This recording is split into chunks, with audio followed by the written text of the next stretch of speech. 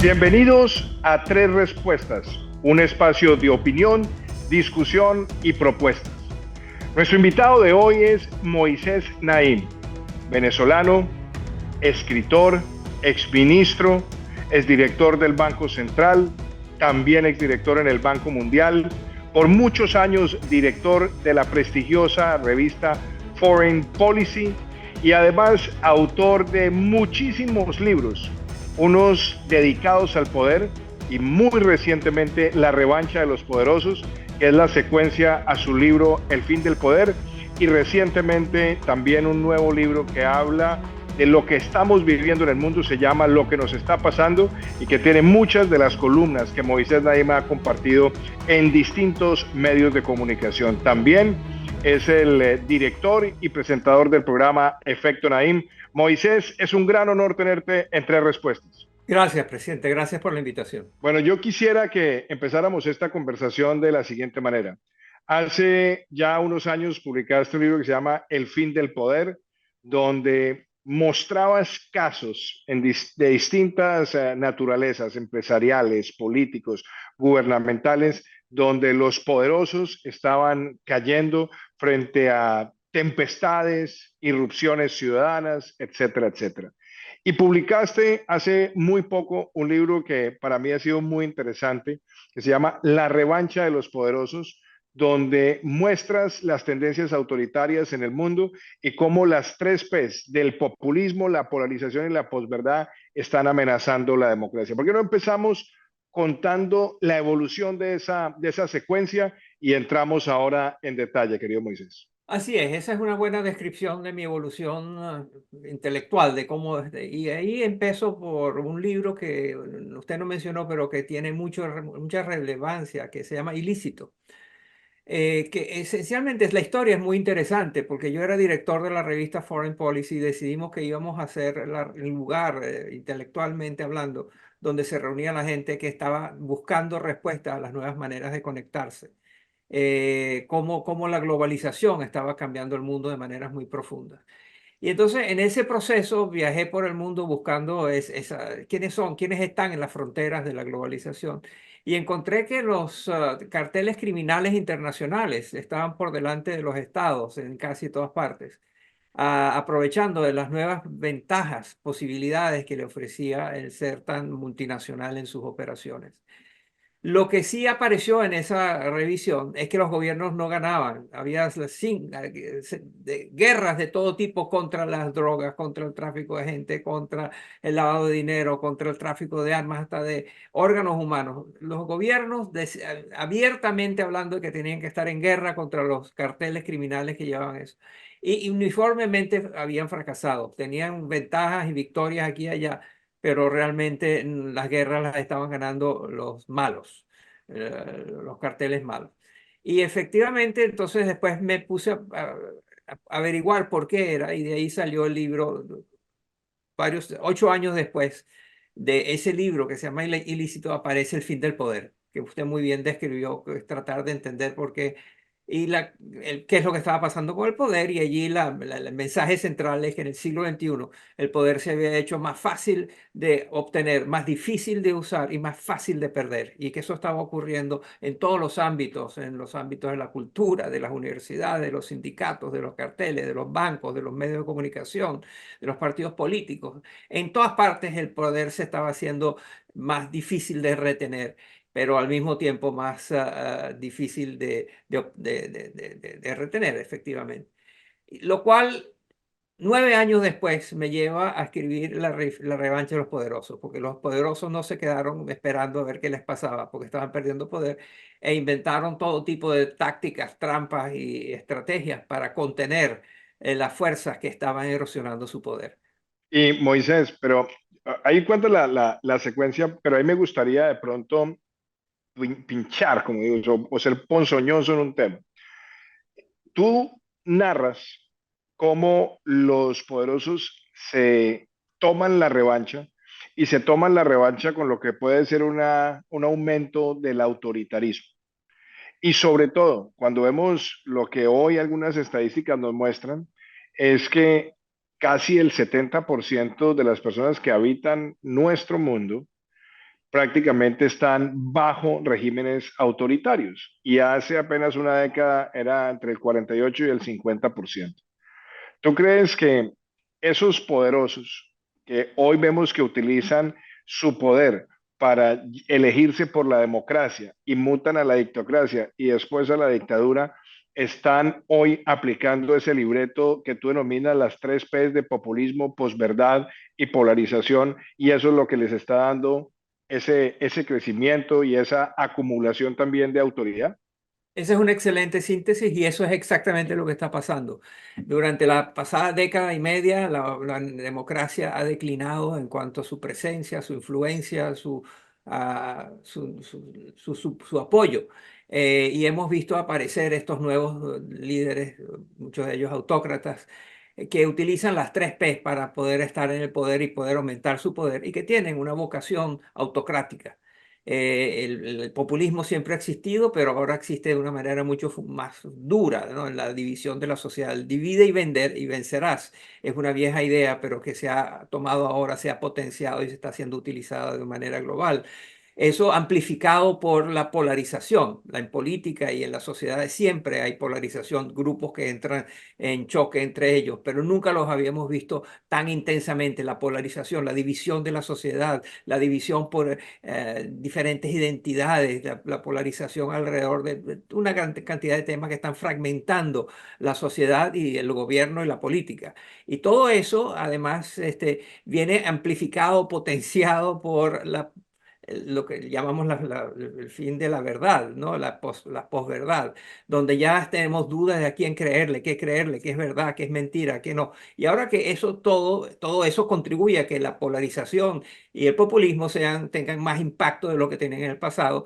Y ahora viene el tiempo de la inteligencia artificial en el mundo de la política, que estoy seguro que lo conversaremos, pero eso cambia otra vez la manera como el poder fluye de un lado a otro. Y es utilizado, mal utilizado, pero está en presente y está en plena mutación. Bueno, y tú mencionaste, claro, yo no lo mencioné en la introducción, pero mencionaste el libro Illicit o Ilícito, donde mostraste el poder del crimen. Después viene esa descripción del fin del poder, después la revancha de los poderosos, pero hay algo que en la mitad o dentro de la narrativa de esos tres libros, es que en la medida que los tres libros se fueron publicando, apareció un fenómeno que cada vez es más notorio y más influyente, que son las redes sociales. Y ahí quisiera preguntarte, ¿crees que las redes sociales, la manipulación de algoritmos está facilitando el camino para esas tres P's de populismos por verdad y polarización? Y si es así, ¿tienes alguna sugerencia de cómo poder contrarrestarlo de tal manera que la verdad, la evidencia pueda defenderse de este mundo donde lo que importa es enfurecer y prácticamente despotricar y tratar de generar una percepción o una falsa percepción de verdad? Ese es un buen resumen de la situación, creo. Eso está pasando, la democracia está bajo asalto, es una forma de gobernar o de hacer política que está en proceso de extinción, en vías de extinción. Cada vez, como usted ya mencionó los números, cada año que se miden estos indicadores de democracia en diferentes países, hay más países autócratas, hay menos libertad de prensa, libertades civiles, libertades individuales, etcétera, ¿no? Eso está pasando. La única diferencia hasta ahora es que hasta los autócratas sentían la necesidad de parecer demócratas. Y entonces lo estamos viendo, montan elecciones, tienen toda la estructura de un poder legislativo, del poder judicial, de la Corte Suprema, y es todo mentira, es todo un escenario para parecer demócratas siendo autócratas. Y eso lo estamos viendo en muchas partes, ¿no? Nicolás Maduro está organizando unas elecciones empujado por la realidad del país y empujado por el apetito del país por tener un cambio. Bueno, pero está haciendo una elección cuando todo el mundo sabe que en Venezuela él gobierna de una manera tiránica, de una manera autocrática. La tortura es un instrumento de Estado absolutamente aceptado, cosa que en América Latina habíamos de alguna manera superado. Y en Venezuela hoy es una forma de práctica de Estado, la tortura, y muchas veces indiscriminada.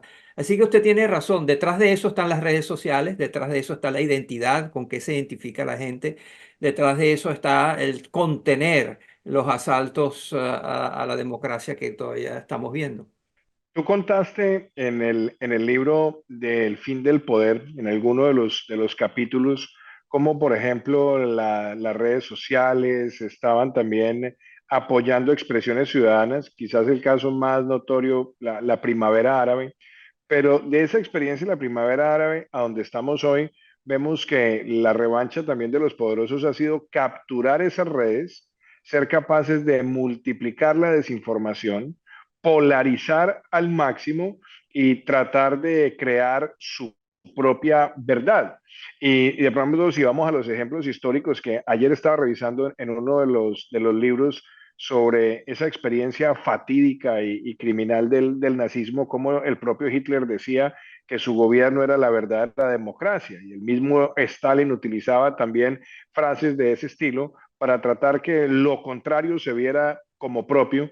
¿Tú crees que hoy una parte central del libreto de los autócratas es tratar de demonizar y cambiar el sentido de la democracia para ponerla a su favor?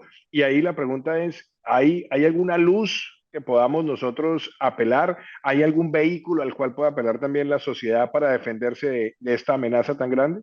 Lo primero es enterarse, enterarse qué está sucediendo, enterarse quién son sus promotores, quiénes son los que están haciendo un esfuerzo por contener esta avalancha de desinformación, manipulación, propaganda, trampa, etcétera, ¿no? Lo primero es entender que es un problema. Lo segundo, sí hay una luz al final del camino. No sé cuál algo es el camino, pero está la luz de que las nuevas tecnologías son duales.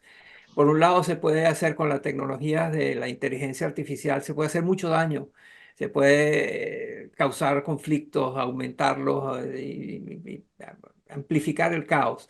Pero esas mismas tecnologías tienen una dimensión de ayuda a la democracia que es muy importante, donde se pueden generar dinámicas que le va a costar mucho a los autócratas el contener. Lo estamos viendo en Irán, ¿no? Hoy en día, ¿no? Donde hay el entierro como héroe del presidente que murió en un accidente, se cayó el helicóptero en el que volaba. Eh, entonces, bueno, está prohibida la celebración, pero por redes sociales no se ha podido contener.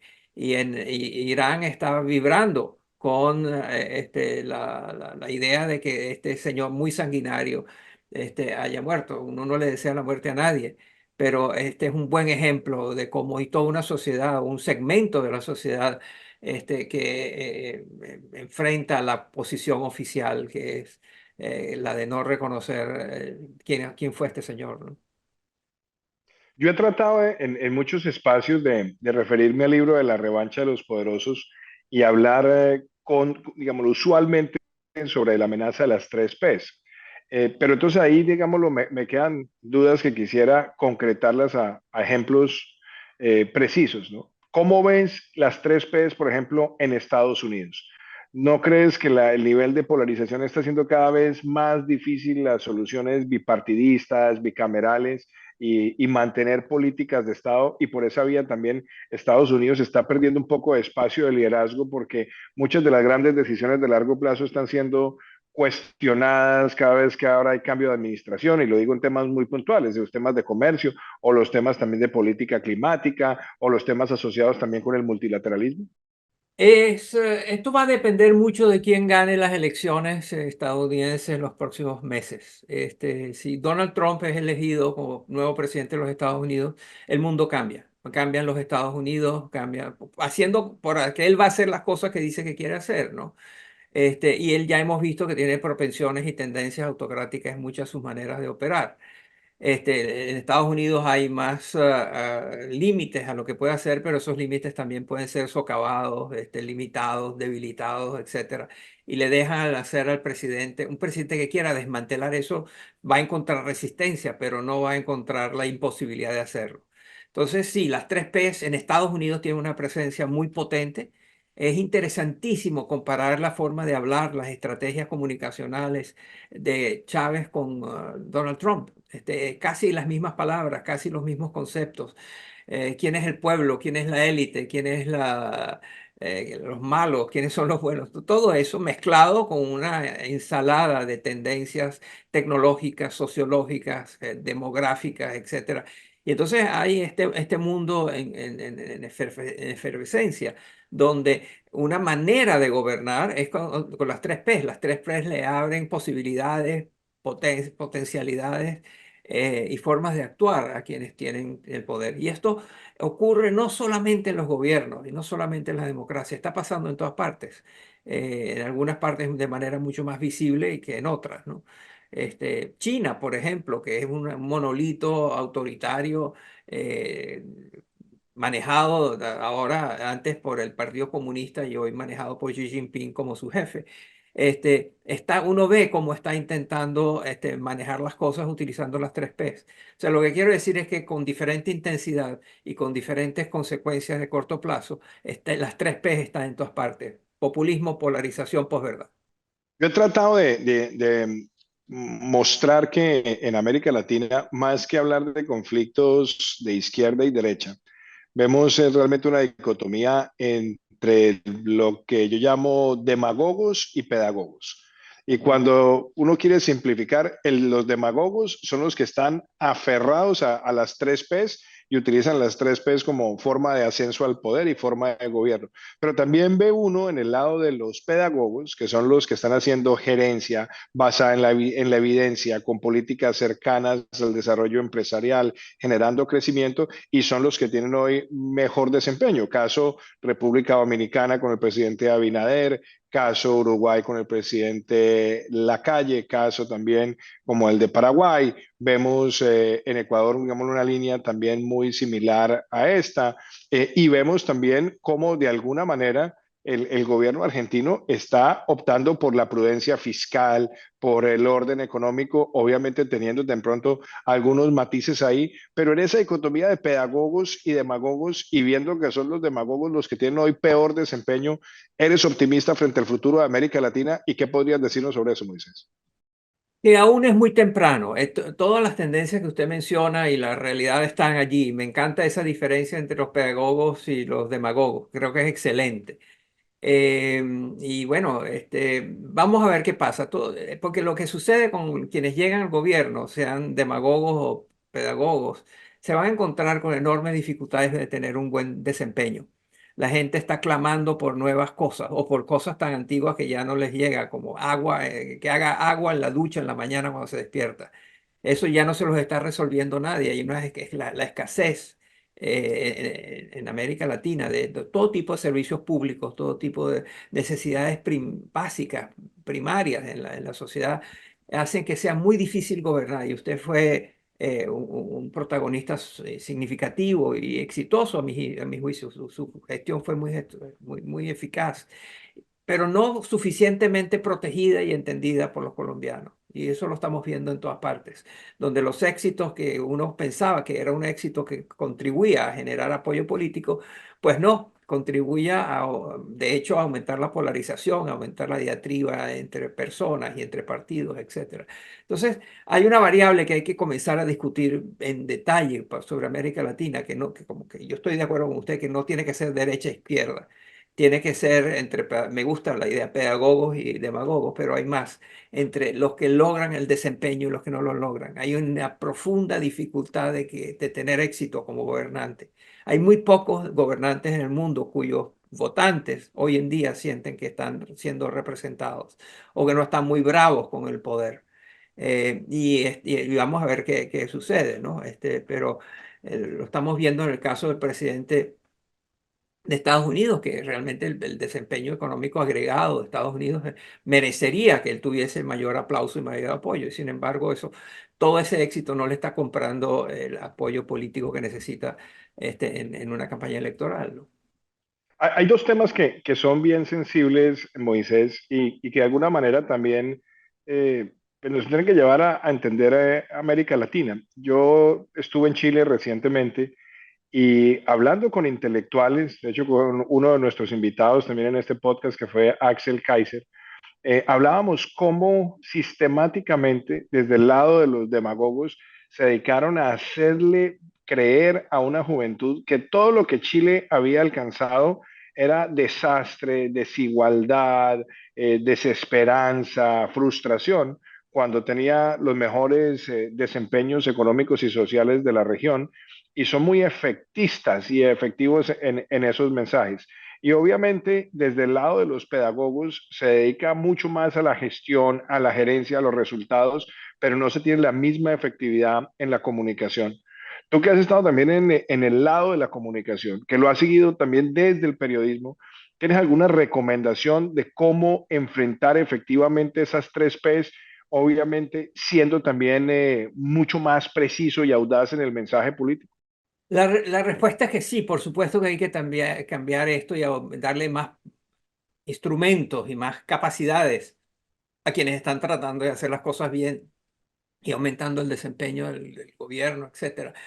Eh, Así que, y uno cada vez siente más que nos piden a gente como a mí, que trabajo en la opinión pública en términos de mis columnas, en términos de lo que escriben, ¿dónde está la narrativa? Danos la narrativa, porque los demagogos, los mentirosos, los manipuladores, los autócratas, tienen una narrativa que incluye como primer término todo lo que hicieron los anteriores no sirve para nada, no haya, todo es un desastre.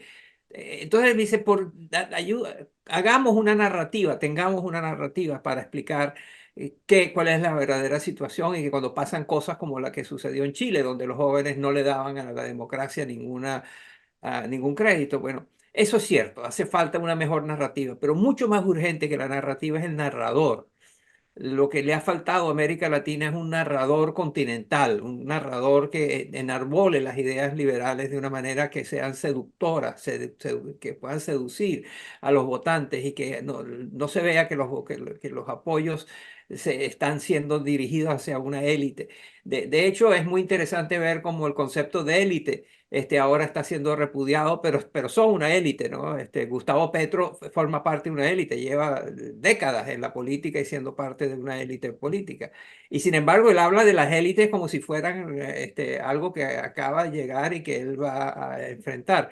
En otros países pasa lo mismo, pero repito, lo que importa más que la narrativa es el narrador. Un narrador que logre enganchar a la gente, y ahí hemos visto gente tales, de nuevo, Donald Trump, Hugo Chávez, fueron excelentes narradores. De hecho, quienes ellos son y cómo se conducen es la narrativa.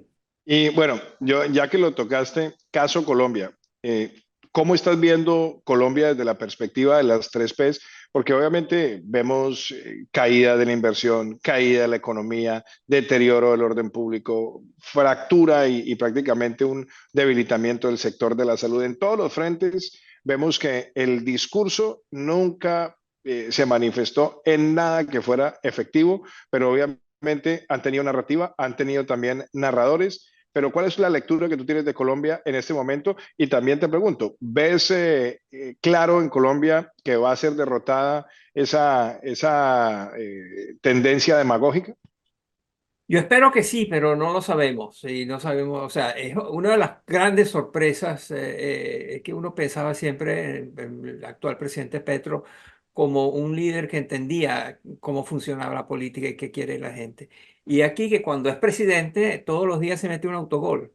Todo, o sea, con una enorme frecuencia dice cosas, hace cosas, propone políticas, su conducta personal, son autogoles todo el tiempo, que le hacen perder apoyos, le hacen perder votos a esta gente que estaba con él y que simpatizaba con él hoy en día, tiene sus dudas. Entonces, los autogoles como parte de este proceso forman parte de una variable fundamental, sobre todo porque están aparejados con la dificultad de dar un buen desempeño. Los gobiernos tienen problemas de desempeño, de los cuales no saben cómo salir. Y algunos que salen descubren que no hay vínculo entre eso y el apoyo que pueda tener, ¿no? O sea, lo que dije antes, ¿no? Cuánto crédito se le da a la gente que logra cosas es muy importante y no suficientemente discutido. Moisés, y el rol de los empresarios, porque este es un tema también que en muchas conversaciones lo hemos tocado, en muchos encuentros que hemos tenido. Hay una lección, por ejemplo, que nos queda y que la hemos compartido sobre lo que pasó en Venezuela. De alguna manera, los empresarios estuvieron distantes a todo ese proceso de ascenso del chavismo. En muchos países han sido indiferentes, pero no hay duda, y los empresarios dicen muchas veces, no me gusta meterme en política, pero la verdad es que la política se mete con ellos. ¿Cuál es el rol, por ejemplo, que crees que debe jugar hoy el sector privado para la defensa de la democracia y enfrentar esas tres P's?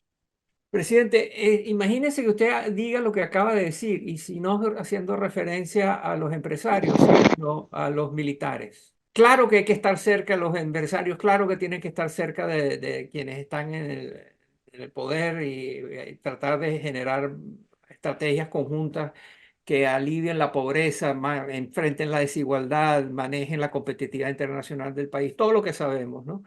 Y se le pide a los empresarios actuar. Pero las Fuerzas Armadas también tienen que actuar y tienen que de ninguna manera, yo creo que las Fuerzas Armadas cumplen con su rol y los empresarios cumplen con su rol. Yo no quiero ver la politización del sector privado, no lo deseo. Deseo ver la politización de empresarios específicos que deciden dedicarse a la política. No me gusta la idea de tener empresas que están dedicadas a la política y a financiar candidatos, cosa que va a estar, y el tema del dinero en la política en América Latina, en el mundo, por ejemplo, es muy importante, pero eso casi que es otra conversación. La concentración de las empresas y el uso del dinero en la política. Pero a donde quiero llegar es que es muy importante que los diferentes entes de la sociedad sepan cuál es su rol. Y en mi caso, pienso que el rol del sector privado debe ser permitirle a sus altos funcionarios, a sus funcionarios que quieran dejar ser miembros del sector privado para hacer política, bienvenidos. Y ojalá haya muchos de esos. Pero mucho cuidado con transformar las empresas en actores políticos. No, yo creo que la pregunta más que un tema de convertir las empresas en actores políticos, en lo cual coincido que las empresas no deben ser actores políticos, pero es un poco también que los empresarios salgan de la indiferencia muchas veces frente a la defensa argumentativa de las ideas, porque yo creo que es evidente que hay una superioridad moral de la economía de mercado frente a toda esta doctrina socialista que pretende la estatización, pero muchas veces el sector privado en estos debates en América Latina en particular ha estado ausente. Yo creo que es más en esa dirección, y tú lo has visto porque has pertenecido a think tanks, ver cómo también el sector privado participa en la discusión, ayuda en la narrativa, está apoyando los think tanks. Más a eso me refería. No sé si sobre eso quieras comentar algo. A ver, repito, quizás uno de los problemas que tenemos en América Latina es que tenemos malos gobernantes y quizás haber sido empresario ayuda a tener un mejor desempeño porque trae técnicas y formas de trabajar y análisis crítico y instrumentos de medición y de comunicación de ideas, etcétera. Ahí hay una necesidad enorme que no está siendo satisfecha y esa la puede satisfacer o ayudar, contribuir el sector privado a traer mejores prácticas de funcionamiento de una organización en el sector público. Eso sería invalorable como contribución. Eh, y ciertamente hay empresarios que están dedicados a ayudar a eso y hay otros que simplemente dicen, mira, ya yo tengo suficiente con todos los dolores de cabeza y todas las sorpresas que me dan los políticos, que un día se levanta uno y dice que va a poner el 10% de impuestos o X cambio que me va a destruir toda mi estructura financiera o las redes de funcionamiento. Entonces, esa conversación hay que tenerla, el rol del sector privado en una democracia. Moisés, como ya estamos llegando al final, no me puedo quedar sin hacer dos preguntas también sobre el último libro, lo que nos está pasando, que tiene muchas de tus columnas y análisis. Hay dos temas que son de interés global, pero también regional y que tienen ramificaciones en el hemisferio occidental. Una es Ucrania. ¿Cómo estás viendo el desempeño y el futuro de Ucrania en este momento? Con enorme preocupación. Y bueno, los Estados Unidos con su fragmentación, su paralización, de nuevo, las tres P en acción, ¿no? Hace que se tranque el juego y que cada uno tiene sus trampas para funcionar. Entonces tardaron muchísimo en aprobarle armas que necesitaba y bombas específicas que necesitaban los ucranianos para responder al ataque de Rusia. Yo no creo que al final del camino Rusia se va a quedar con Ucrania, pero sí creo que se va a quedar con una parte de Ucrania, porque creo que esto termina en una negociación. ¿Cuándo? No lo sé, pero ¿y cómo? Bueno, los dos países van a tener que tragar sapos, como dicen ustedes en Colombia, y de tener que aceptar que una parte de Ucrania va a ser rusa y Putin lo va a declarar como su gran victoria. Y los ucranianos van a decir, bueno, pero aquí está nuestro país, una democracia sólida y ahora vamos con todo hacia ser europeos y vamos formar parte de la Unión Europea.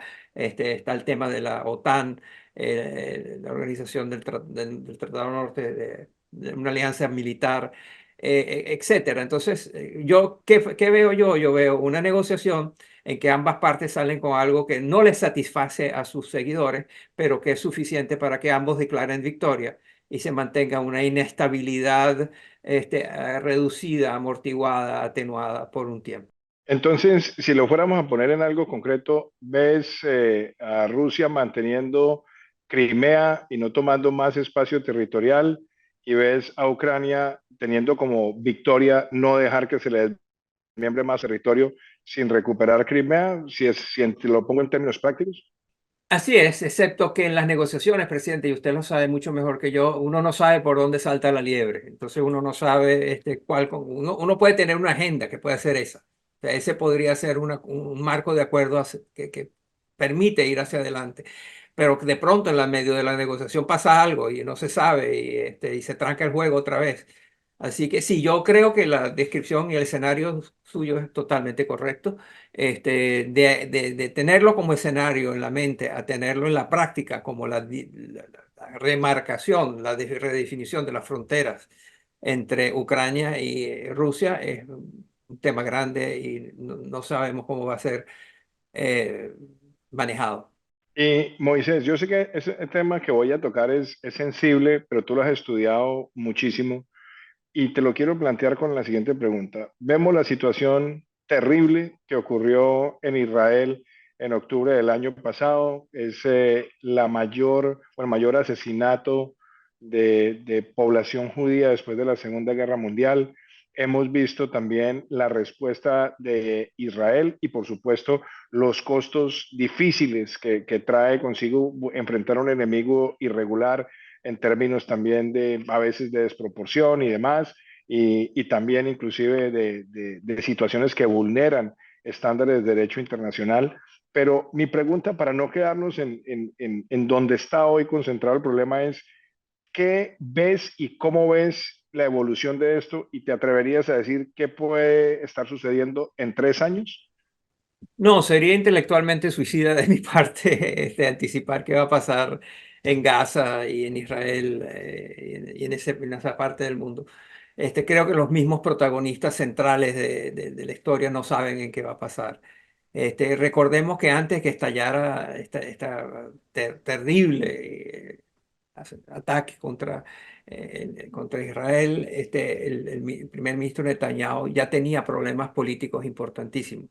De nuevo, Netanyahu es otro presidente 3P que ha utilizado abiertamente, antes de la invasión de Hamas, utilizaba las 3Ps, el populismo, la polarización y la posverdad, los utilizó a fondo para mantenerse en el poder que se le estaba desvencijando. O sea que el fin del poder y la fragmentación del poder estaban allí y él los estaba enfrentando, la revancha de los poderosos, con sus instrumentos de 3P. Entonces, en medio de esto es que está sucediendo el ataque barbárico, inaceptable, inhumano de Hamas en la Franja de Gaza.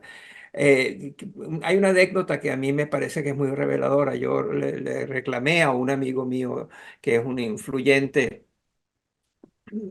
intelectual israelí que vive en Israel, que por qué no eran más eficaces los israelíes en comunicar la realidad, cómo era posible que hubieran perdido la narrativa internacional, la opinión pública internacional, como que se les olvidó, muchas veces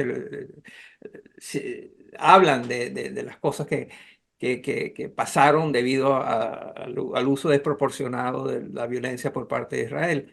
Entonces yo le digo, ¿cómo? Pues se dejaron quitar la narrativa. Entonces me dijo, no, no nos la dejamos quitar, nos la habían quitado aún antes de que apareciera el ataque.